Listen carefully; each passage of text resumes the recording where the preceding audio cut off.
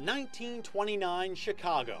A war for power and territory between gangsters Al Capone and Bugs Moran comes to a bloody head at this garage. 7 of Moran's men shot dead in a barrage of bullets and shotgun blasts. No one was ever convicted. What happened has become the stuff of mob lore, even making it to the silver screen in this 1967 Hollywood classic. History has a way of evolving as the story is retold in movies and books, but the hard fact of what happened is frozen in time in this brick wall. And people, they know the wall. They know, the saws were hung in the top left corner. They know where Mr. Clark fell, where certain people fell. Kendall O'Leary lives here in the valley and showed us 2 of the bricks from the famous wall damaged by the bullets in that shooting. It would be nice for people to have the true story, because there's a lot of stories out there. I have been challenged a lot.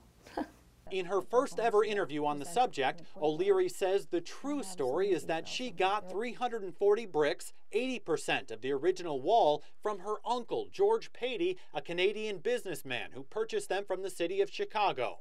That's Patey holding the brick labeled M12, the same one O'Leary has, one of the bricks with bullet damage. He was always trying to stay true to the story and where the bullet holes were. O'Leary says her uncle, a history buff and showman who loved Hollywood, there he is with Marilyn Monroe, used the bricks in different business ventures, even selling a few. He'd give new owners special certificates of authenticity. After inheriting the bricks from her uncle, who died in '04, O'Leary decided the best place for these relics of the past wasn't in her garage or in storage, but somewhere where everyone can see them, like a museum. And not just any museum, but the Mob Museum right here in Las Vegas, a city with its own ties to organized crime.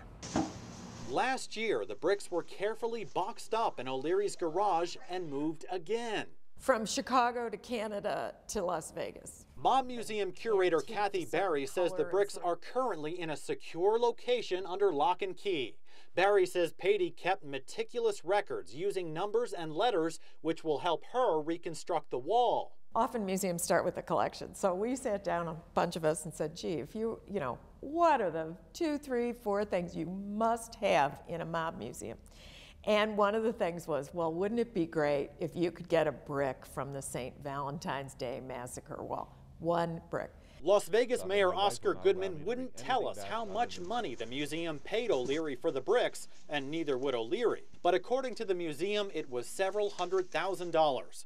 The wall will go up again inside the old federal courthouse on Stewart Avenue, where Mayor Goodman tried his first case as a young attorney. He says the bricks from the massacre will be a central exhibit. To preserve that wall is a piece of memorabilia that really is unique to the annals of organized crime. Kendall O'Leary says it's what her uncle would have wanted.